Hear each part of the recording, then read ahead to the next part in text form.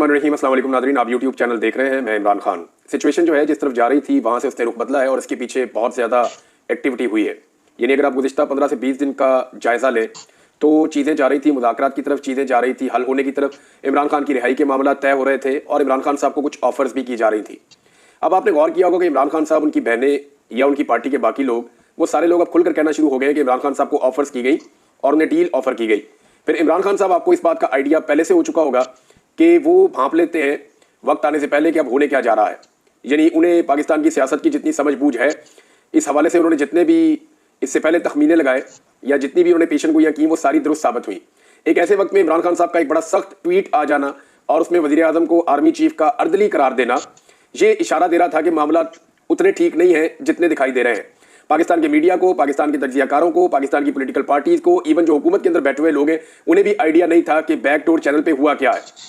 अब मैं कुछ चीज़ें आपके सामने रख देता हूं कि जितने भी मोहरे हैं उन सबको इकट्ठा किया गया है, जितने भी मोहरे हैं उन सबको एक्टिवेट किया गया है और एक मरतबा फिर से प्रोपेगेंडा की एक नई वॉर शुरू होने जा रही है। अब आप बड़े सख्त जुमले देखेंगे, बड़े सख्त बयानात देखेंगे, बहुत सारे जो है वो टाउट्स वो एक्टिव हो जाएंगे, एस्टेब्लिशमेंट की तरफ से सख्त बयानात आएंगे। मुमकिन है कि आने वाले दिनों में DGISPR भी एक सख्त प्रेस कॉन्फ्रेंस कर दे।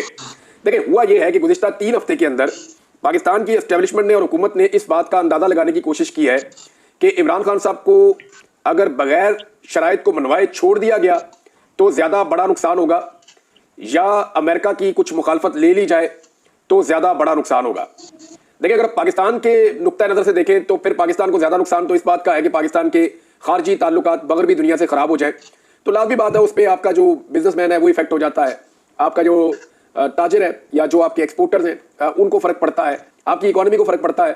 तो ये जरूर होगा। लेकिन जो जाती मफादात हैं या जो इदारा जाती मफादात हैं या जो अजारादारी है जो पाकिस्तान में कई दहाइयों से कायम है, उस अजारादारी को नुकसान उतना बड़ा नहीं होता अगर अमेरिका के साथ थोड़े ताल्लुकात बिगड़ जाते हैं। लेकिन अगर इमरान खान साहब बाहर आ जाते हैं और इमरान खान साहब के साथ ताल्लुकात को नॉर्मलाइज नहीं किया जा सकता या इमरान खान को अपनी शराइत पे नहीं लाया जा सकता तो फिर अजारादारी के लिए बड़ा नुकसान हो जाएगा। मैं आपको सिंपल ये कहूँ कि पाकिस्तान में पाकिस्तान की एस्टेब्लिशमेंट का तोती बोलता है, पाकिस्तान की एस्टेब्लिशमेंट बहुत ताकतवर है। पाकिस्तान की एस्टेब्लिशमेंट जिसको चाहती है मावराए कानून जेल में डाल देती है, जिसे चाहती है वो जबरी तौर पे लापता कर देती है, जिसे चाहती है वो उसे इक्तदार में ले आते हैं, जिसे चाहते हैं उसे इक्तदार से निकाल देते हैं। पाकिस्तान की एस्टेब्लिशमेंट के बहुत बड़े बड़े कारोबार और बहुत बड़े बड़े स्टेक्स हैं जिनके बारे में अब सारी दुनिया जानती है, कोई ढकी छुपी बात तो है नहीं। तो उन्होंने असेसमेंट इस बात की है कि इमरान खान और इमरान खान की पॉलिसी में ज्यादा नुकसान पहुंचाएगी या अमेरिकन पॉलिसी में ज्यादा नुकसान पहुंचाएगी।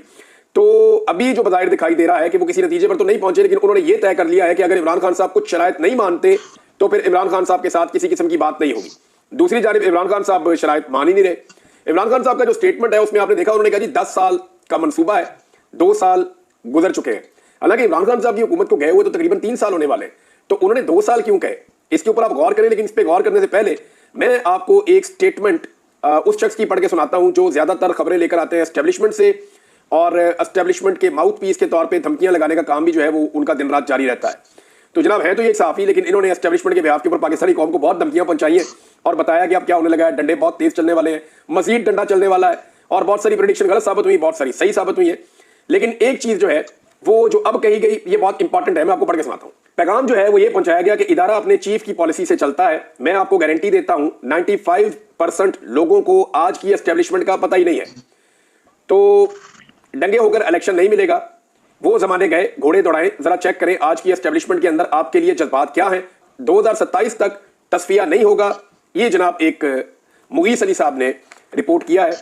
और लेकिन मैं आपको एक चीज बताता हूं, देखिए इसमें हमें जो गौर करने वाली बात है वो ये है कि 2027 का तस्करा क्यों आया और इमरान खान साहब ने 10 साल की बात करके 2 साल गुजरने की बात क्यों की।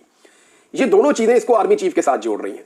आर्मी चीफ जो है उनका आगाज होता है 2022 में, और अगर 5 साल पूरे करते हैं तो 2027, और इमरान खान साहब अगर 10 साल वो पूरे करते हैं तो फिर 2032। तो ये मामला इस तरीके से इमरान खान साहब ने और ये मोहतरम जो है इन दोनों ने बताया। लेकिन आप एक चीज पे गौर करें कि 2027 का जिक्र क्यों आ रहा है।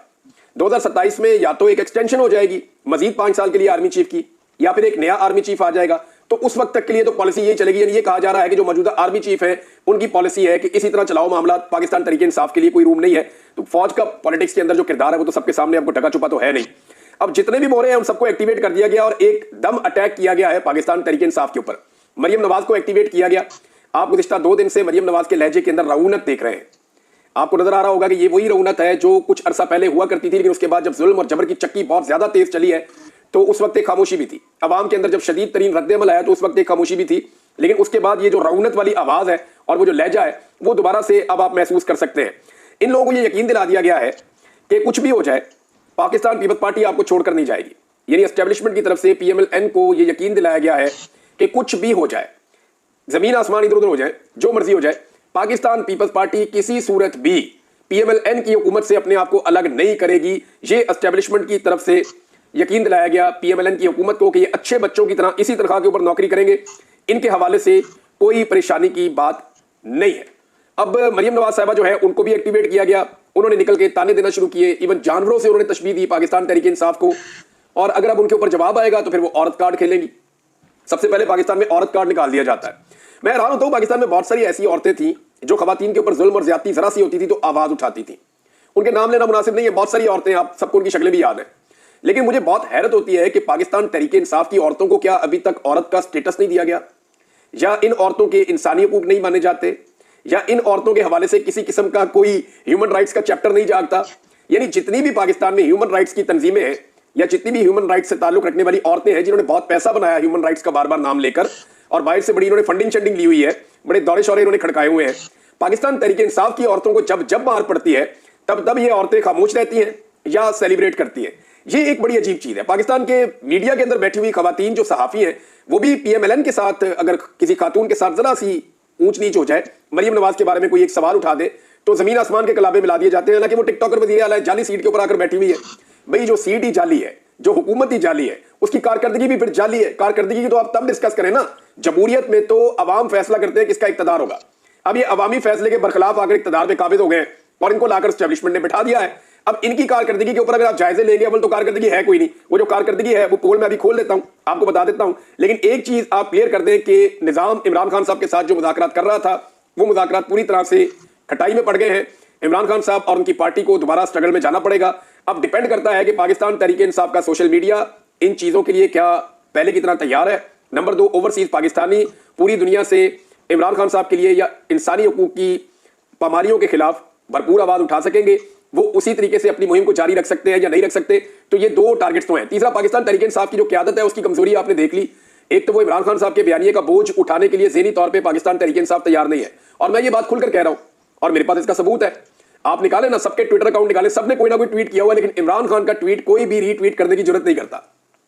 बहुत सारे लोग कर देते हैं, सहाफी भी रिपोर्ट कर देते हैं इमरान खान ने ये कहा, मीडिया के ऊपर भी चल जाता है, लेकिन इमरान खान साहब के ट्वीट को रीट्वीट करने की जरूरत पाकिस्तान तहरीक इंसाफ की लीडरशिप नहीं करती। तो इसका मतलब यह है कि लीडरशिप तो फारिग है, उन्होंने तो इस लड़ाई को लड़ना नहीं है, ना वो मीडिया में लड़ सकेंगे ना वो सोशल मीडिया में लड़ सकेंगे। अब ये सोशल मीडिया और ओवरसीज पाकिस्तानियों के गले पड़ने वाली है लड़ाई। और तीसरे इसके बड़े स्टेक होल्डर्स हैं पाकिस्तान के अवाम, जिन्होंने बड़ी तादाद में इमरान खान साहब को वोट डाला, जिनकी अक्सरियत आज भी इमरान खान साहब के साथ खड़ी है, और इसीलिए इमरान खान साहब की पार्टी को या उन्हें किसी किस्म की इजाजत नहीं है कि वो कोई पब्लिक एक्टिविटी आजादाना तौर पे कर सके, क्योंकि उनको आइडिया है कि वहां पे ऐसे रिकॉर्ड लग जाएंगे कि उन मनाजिर से पूरी दुनिया हिल जाएगी। अब औरत कार्ड का इस्तेमाल फौरी तौर पे शुरू कर दिया जाता है अगर पाकिस्तान तहरीक इंसाफ की औरत ना हो तो।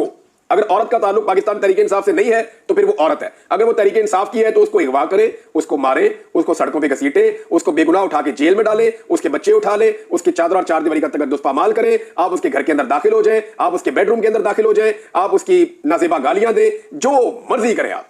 अगर उस औरत का ताल्लुक पाकिस्तान तहरीक इंसाफ से है तो पाकिस्तान में उस औरत के लिए कोई इंसानी हुकूक नहीं है। यह लिखी पड़ी बात है और इसमें अब कोई दो राय बाकी नहीं है। ओवरसीज पाकिस्तानियों की जानिब से जो है वो प्रेशर का सिलसिला खत्म नहीं हुआ, बल्कि वो प्रेशर का सिलसिला अभी तक जारी है। मैं आपको एक खबर देता हूं, लेकिन उससे पहले फौजी अदालतों के हवाले से चंद अहम सवाल उठ गए हैं। ये केस चल रहा है आईनी बेंच में, हालांकि ये आईनी बेंच मुतनाज़े है, ये आईनी बेंच मुतनाज़े। और मैंने आपको एक बात कही थी, ये आईनी बेंच किसी भी तरफ जा सकता है अकॉर्डिंग टू सिचुएशन।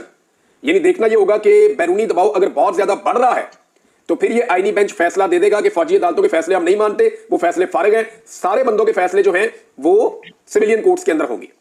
अगर तो बैरूनी दबाव बहुत बढ़ गया और वो कंट्रोल ना हुआ, लेकिन अगर बैरूनी दबाव को कंट्रोल कर लिया गया तो फिर फौजी अदालतों के फैसले जो हैं वो लेजिटिमेट हो जाएंगे। अच्छा, फौजी अदालतों के फैसले आने के बाद फौरी तौर पर दबाव बहुत ज्यादा बढ़ गया है जो ट्रायल कोर्ट्स हैं उनके ऊपर, और शदीद तरीन दबाव उनके ऊपर डाला जा रहा है कि कुछ भी हो जाए हर हाल में सजाएं सुनाई जाए। क्योंकि देखिए ना, जो ट्रायल कोर्ट्स है वहां से सजाएं नहीं हो रही, बहुत शादोनादर हो रही है।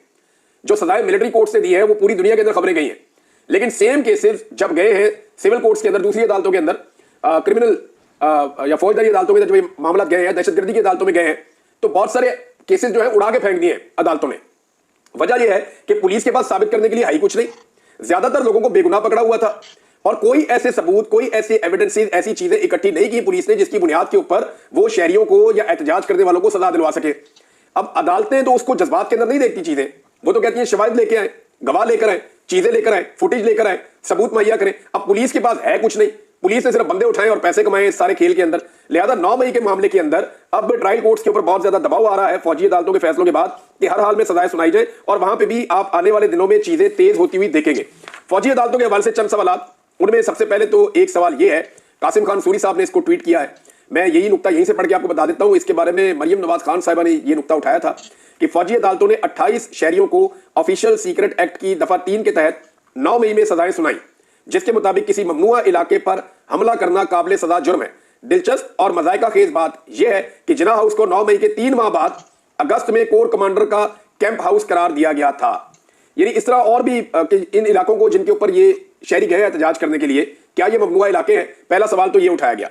दूसरा एक बड़ा इंपॉर्टेंट सवाल है जो 1.5 साल से 2 सवाल पेंडिंग चल रहे हैं। यानी ये फौजी अदालतों वाला मामला जो है ये सुप्रीम कोर्ट में 1.5 साल से है। इसमें साकिब बशीर साहब ये बताते हैं कि ये मामला जून जुलाई 2023 से ज़ेर इल्तवा है। अक्टूबर 2023 में एक फैसला आया, दिसंबर 2023 में अपीलें हुई, अब जनवरी 2025 में 2 सवालों के जवाब अभी तक नहीं आए। नंबर 1, मिलिट्री कोर्ट्स को 103 सिविलियंस की हवालगी कैसे हुई, वजूहात के साथ ऑर्डर कहां है? अब यह है बड़ा सवाल, क्योंकि फौज तो बंदे गिरफ्तार नहीं कर सकती। इन बंदों की गिरफ्तारियां कहीं ना कहीं तो होनी थी, पुलिस ने करनी थी या किसी और इदारे ने करनी थी, और जब ये गिरफ्तारियां होनी थी तो इनको प्रोसीजर के तहत फौज की हिरासत में देना था या फौज के हवाले करना था। तो वो प्रोसीजर क्या था, इसके बारे में अभी तक कोई जवाब, 1.5 साल हो गया लगभग, अभी तक इसका जवाब नहीं आया, 1 साल से ज्यादा हो गया। नंबर 2, किस बुनियाद पर, किसने तय किया ये केसेस सिविलियन कोर्ट्स में जाएंगे और बाकी 103 मिलिट्री कोर्ट्स में जाएंगे? अच्छा, ये बहुत इंपॉर्टेंट है। ये नुकता मैंने भी पहले उठाया था कि अजीबोगरीब बात है कि 103 बंदे उठा के मिलिट्री कोर्ट में दे दिए और बाकी 10,000 के करीब बंदा था वो पकड़ के जो है वो जेलों में बंद कर दिया। उनके केसेस वहां चल रहे हैं। यानी यास्मीन राशिद साहबा मिलिट्री कोर्ट में नहीं है, एजाज चौधरी साहब मिलिट्री कोर्ट में नहीं है, महमूद रशीद साहब मिलिट्री कोर्ट में नहीं है, उमर चीमा साहब मिलिट्री कोर्ट में नहीं है। ये जो खवातीन खदीजा शाह छूट के आई हैं, सनम जावेद छूट के आई हैं, ये तैयबा राजा छूट के आई हैं, बाकी और बहुत सारी भुट्टा साहबा और बहुत बेशुमार लोग, नाम ही नहीं मुझे याद रहते, लेकिन ये तमाम खवातीन ये कोई भी मिलिट्री कोर्ट में नहीं है। और बहुत सारे मर्द हजरात हैं जो सारे गिरफ्तार हुए हैं, जमानते करा के छूटे हैं, ये भी मिलिट्री कोर्ट में नहीं है। तो ये जो 10,000 के करीब बंदा गिरफ्तार हुआ, ये मिलिट्री कोर्ट में क्यों नहीं गया? और वो 103 जो मिलिट्री कोर्ट में गए, इनके बीच में डिफरेंशिएट कैसे किया गया, किस बुनियाद पे किया गया? ये भी एक सवाल है, इसका जवाब आज तक नहीं आया। एक और बड़ा इंपॉर्टेंट क्वेश्चन है, लेकिन उससे पहले आमिर मुगल साहब ने एक ट्वीट की और एक चीज की तरफ निशानदेही की। उन्होंने कहा सुप्रीम कोर्ट में जमा कराई गई रिपोर्ट के मुताबिक जिस मिलिट्री कोर्ट ने 9 मई के मुलजिमान को सजा सुनाई है, इस कोर्ट की सरबराही लेफ्टिनेंट कर्नल शेख असद कर रहे हैं। लेफ्टिनेंट कर्नल जो है ये electrical and mechanical engineers battalion के हैं। ये 54th electrical and mechanical engineers battalion, इसके कमांडिंग ऑफिसर हैं।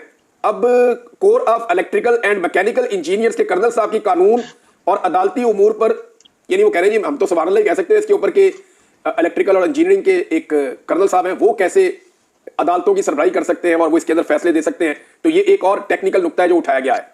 एक और चीज है जो जस्टिस सैयद हसन अजहर रिजवी साहब ने पूछी है। उन्होंने ये सवाल पूछा कि जीएच के ऊपर पहले भी एक हमला हुआ जिसमें शहादतें हुई। कराची में एक कोरियन तैयारा तबाह किया गया, वहां पे भी शहादतें हुई हैं।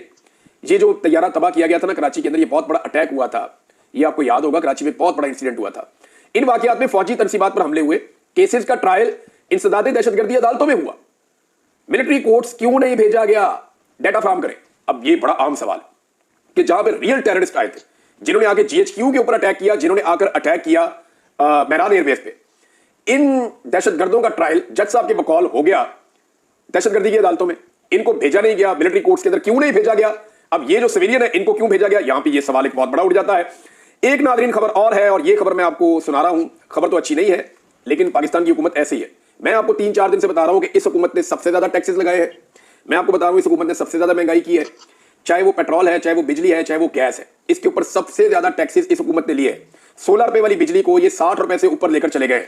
गैस की कीमतों में लगभग 1000% तक इन लोगों ने इजाफा कर दिया है। यानी 10 गुना गैस की कीमत में इजाफा कर दिया, 4 गुना बिजली की कीमत में इजाफा कर दिया, और पेट्रोल की कीमत भी लगभग 100 रुपया से ज्यादा लीटर इन्होंने बढ़ा दिए। ये सारा कुछ करने के बाद इन्होंने महंगाई का वैसे भी तूफान लगाया हुआ है। और उसके अलावा एक्स्ट्रा टैक्सेस पाकिस्तान से हर जगह पे ले रहे हैं। इवन किसानों तक पे तो उन्होंने टैक्सेस लगा दिए हैं। हर चीज आम आदमी की पहुंच से बाहर जा रही है। इतना पैसा आवाम से इकट्ठा हो रहा है, लेकिन इसके बावजूद ये सबसे ज्यादा कर्जे भी ले रहे हैं। पाकिस्तान की तारीख में सबसे ज्यादा रफ्तार से कर्जे लेने का जो रिकॉर्ड है वो शहबाज शरीफ साहब ने तोड़ दिया है। यानी जितना कर्जा इन्होंने गुज़िश्ता तकरीबन 2 साल के अंदर ले लिया है, इतना कर्जा पाकिस्तान ने दहाई के अंदर नहीं लिया होगा। तो टिका के इन्होंने कर्जे लेने का रिकॉर्ड भी तोड़ दिया और पाकिस्तान की तारीख के महंगे तरीन कर्जे लिए हैं। आईएमएफ और पाकिस्तान की तारीख का सबसे गंदा मुआहिदा इन्होंने किया है, जिसके नतीजे में पाकिस्तान में महंगाई का तूफान आ चुका है और अभी मजीद आ रहा है। अब इसके बावजूद जो फिगर मैं आपको बताने लगा हूं, आपके रोंगटे खड़े हो जाएंगे। अब आप ये देखें कि ये माली साल चल रहा है ना, ये आपका 1 जुलाई को शुरू हो जाता है। तो 1 जुलाई से लेकर दिसंबर तक इसकी पहली 6 माही होती है या शिशमाही होता है, या 6 माह पहले इसके जो होते हैं, 2 छमाहियां गुजर गई हैं, तो इसके अंदर टोटल 12 महीने का होता है। लेकिन ये 6 माह पहले जो है इसकी कारकर्दगी आप देखें। 6 माह के दौरान हुकूमत 1100 अरब के तरक्याती बजट में से सिर्फ 148 अरब खर्च कर पाई है। अंदाजा करें, ये 1100 अरब के तरक्याती बजट थे कि इसको तरक्याती मंसूबों पर लगाना है, लेकिन अवामी तरक्की पे लगा कितना? 148 अरब। अपने खर्चे पूरे हो रहे हैं, प्रोटोकॉल फुल चल रहे हैं, तनख्वाहें फुल मिल रही हैं, मीडिया को फुल पैसा खिलाया जा रहा है, जहां जहां लॉबिंग है वहां पैसा खर्च किया जा रहा है। लेकिन अवामी तरक्की और फलाह के ऊपर पैसा खर्च करने पे आए तो 1100 अरब में से सिर्फ 148 अरब खर्च किए गए। और ये किया क्या जाएगा? जब साल खत्म होने वाला होगा तो अचानक पैसा जारी कर दिया जाएगा एमएनएस की स्कीमों के लिए, जहां से बेशुमार कमीशन वो लेकर खा जाएंगे। ये ऐसे ही होता है हमेशा, यानी इसी पैसे को बाद में कमीशन में डाल देंगे। अब मैं हैरान होता हूं कि जब पैसा खर्च भी नहीं कर रहे तो पैसा जा कहां रहा है? इस सवाल का जवाब कोई नहीं देता। ज़र मुबादला के ज़खायर भी उतने नहीं बढ़ रहे, पैसा हर एक से इकट्ठा भी कर रहे हैं, अवाम को भी नचोड़ के रख दिया है, बाहर से भी बेशुमार कर्जा ले रहे हैं, तरक्याती मंसूबों पर भी नहीं लगा रहे, तो ये पैसा जा कहां रहा है? यानी कुदरती आफात के संगीन खतरात के बावजूद मौसमियाती तब्दीली डिवीजन 5.26 अरब के बजट में से सिर्फ 11.3 करोड़ खर्च कर पाई है। और ये डॉन की रिपोर्ट है। अच्छा, इसमें मुजम्मिल हसन साहब ने एक नुकता उठाया, उन्होंने कहा खैबर पख्तूनख्वा जिसके वसाइल भी कम है और बहुत सारे तरक्याती फंड जारी भी नहीं किए गए, इसके बावजूद 80 अरब की रकम पहले 6 माह में खर्च की है।